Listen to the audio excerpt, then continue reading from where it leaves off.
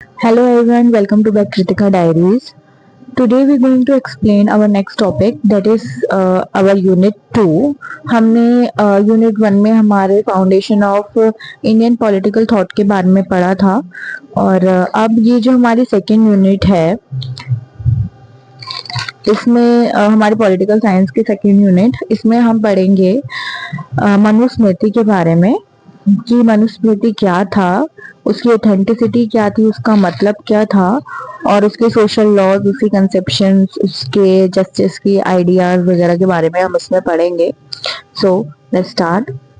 सबसे पहली चीज आती है what is authenticity of Manusmriti, कि मनुस्मृति में पूरी तरीके से क्या बताया गया है क्या उसमें ऑथेंटिसिटी क्या है, उसका मतलब क्या है।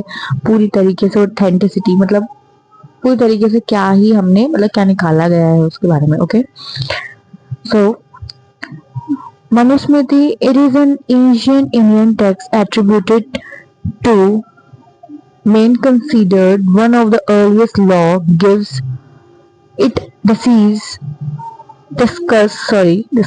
social rules, duties, ethics, justice and law। Basically मैंने आप लोगों को पहले ही बताया है कि हमारे पॉलिटिकल साइंस में कंसेप्ट अलग कर देते हैं बट उनका चीज एक ही साइकिल में घूमती रहती है ना।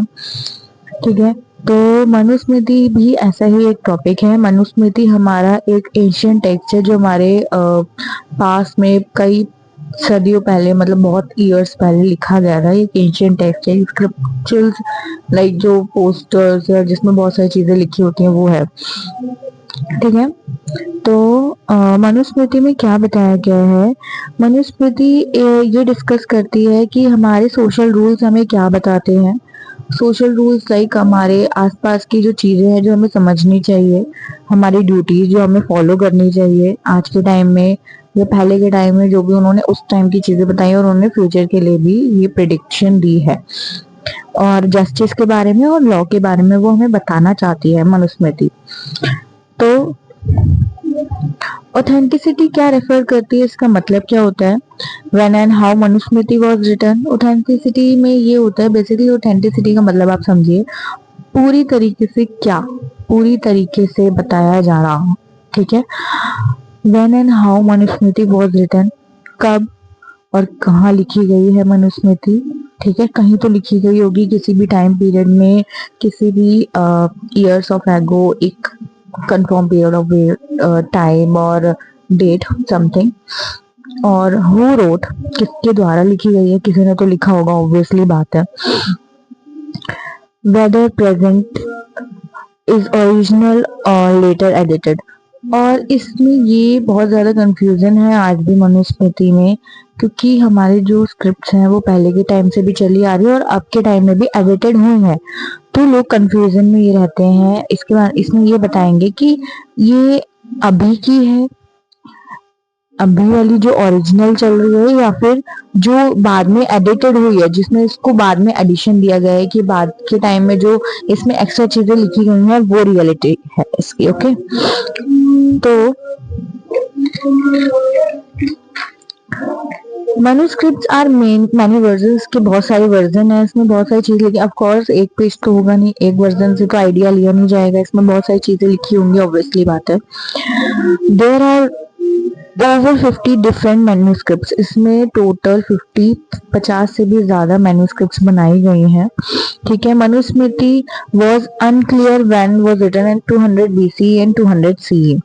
तो अगर आज के टाइम में ये साइंटिस्ट और जो भी हमारे स्क्रिप्ट्स वगैरह जो भी हमारे निकालते हैं, जिन्होंने निकाला है उन्होंने ये बताया है कि जो हमारी मनुस्मृति है वो 200 BC और 200 CE में लिखी गई थी। Okay, it is N ancient core, ये बहुत पुराना कोर है, मतलब बहुत पहले का कोर है ये, बहुत बोला एशियन के टाइम में लिखी हुई। तो मेडिकल के टाइम में जो राजा महाराजा हुआ करते थे या फिर जो भी हमारे और भी उससे पहले के टाइम में लिखी गई है, जब स्टोन एज का टाइम हुआ मे बी उसके बाद पीरियड ऑफ टाइम में, but its original form is uncertain due to its have multiple version edition edits.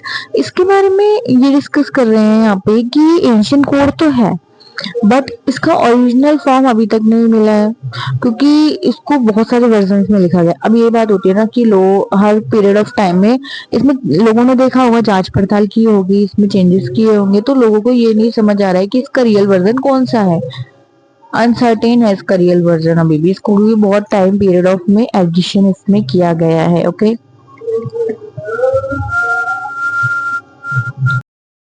Next है हमारा social laws and conception of justice in Manusmriti.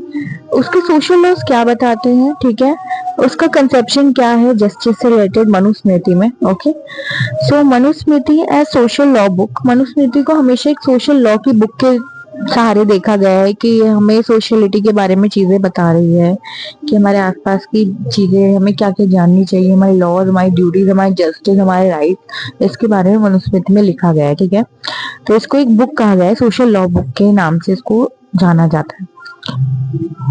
Some social laws given by Manusmriti, क्या क्या laws है जो मनुस्मृति के द्वारा लिखे गए हैं। तो पहला लॉ है duty based society. Duty based society that is the right,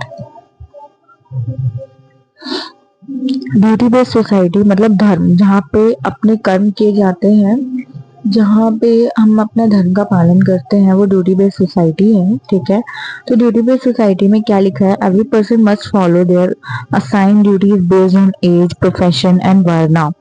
हर इंसान को अपनी चीजें फॉलो करनी है, चाहे वो पहले से चली आ रही हो, चाहे वो प्रेजेंट हो, चाहे पास्ट हो, चाहे फ्यूचर हो, चाहे कितनी भी पीढ़ी आगे बढ़ जाए, हर इंसान को अपनी चीजें फॉलो करनी है, अपनी ड्यूटी हर एज में, हर प्रोफेशन में, हर वर्ण में। ठीक है, तो हम इसके आगे का कल डिस्कस करेंगे। ठीक है, तब तक के लिए फॉलो, सब्सक्राइब, लाइक, शेयर, आपको वीडियो अच्छी लगी हो तो। बाकी इसके आगे का हम कंसेप्ट कल कंफर्म करेंगे, पूरा करेंगे। Bye bye.